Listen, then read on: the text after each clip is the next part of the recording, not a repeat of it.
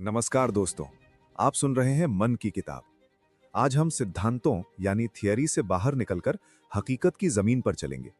आज हम चैप्टर 3 खोलेंगे, putting the theory to the test, सिद्धांत की असली परीक्षा। अक्सर हम सोचते हैं, क्या कोल्ड रीडिंग सच में काम करती है या ये सिर्फ किताबों में अच्छी लगती है? इस सवाल का जवाब ढूंढने के लिए लेखक इयन रॉलैंड ने एक बड़ा जोखिम उठाया।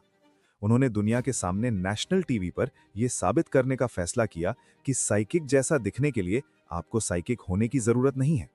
कहानी एक टीवी स्टूडियो की है। इयन रॉलैंड ने 3 अलग-अलग रूप धरे। कभी वो टैरो रीडर बने, कभी एस्ट्रोलॉजर और कभी क्लेयरवॉयंट। मकसद साफ था, एक अनजान इंसान को यह यकीन दिलाना कि वो उनके बारे में सब कुछ जानते हैं। लेकिन यह प्रयोग आसान नहीं था। इसे बहुत सख्त नियमों के साथ किया गया ताकि कोई उंगली ना उठा सके। जरा इन शर्तों को ध्यान से सुनिए, क्योंकि यही इस खेल की असली चाबी है।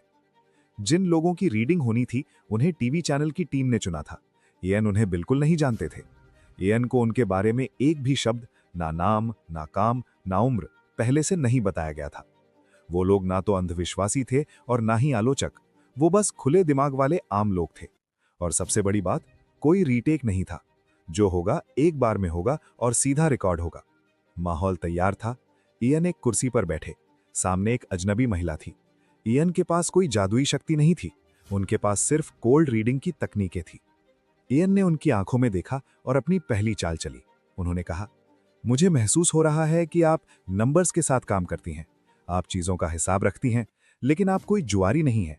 आपका वास्ता शेयर मार्केट से नहीं, बल्कि प्लानिंग और कैलकुलेशन से है। ध्यान दीजिए, आज की दुनिया में हर कोई किसी न किसी तरह नंबर्स या बजट से जुड़ा है। लेकिन उस महिला को लगा कि एएन ने उसका पेशा पहचान लिया है। एएन रुके नहीं, उन्होंने आगे कहा, आप एक कम्युनिकेटर हैं। पिछले 5 सालों में आपने अपने अंदर बात करने की या सिखाने की एक नई प्रतिभा खोजी है। और फिर एक भावनात्मक वार किया। कुछ परेशानियां हैं, कुछ रुकावटें हैं, लेकिन आपको डरना नहीं है। आपके पास वो हुनर है जो आपको इनसे बाहर निकाल लाएगा। नतीजा क्या हुआ? 20 मिनट की बातचीत के बाद जब उस महिला से अकेले में पूछा गया तो वो हैरान थी। उसने कहा, यह अद्भुत था। इन्होंने मेरे बारे में वो बातें बताई जो कोई अजनबी जान ही नहीं सकता।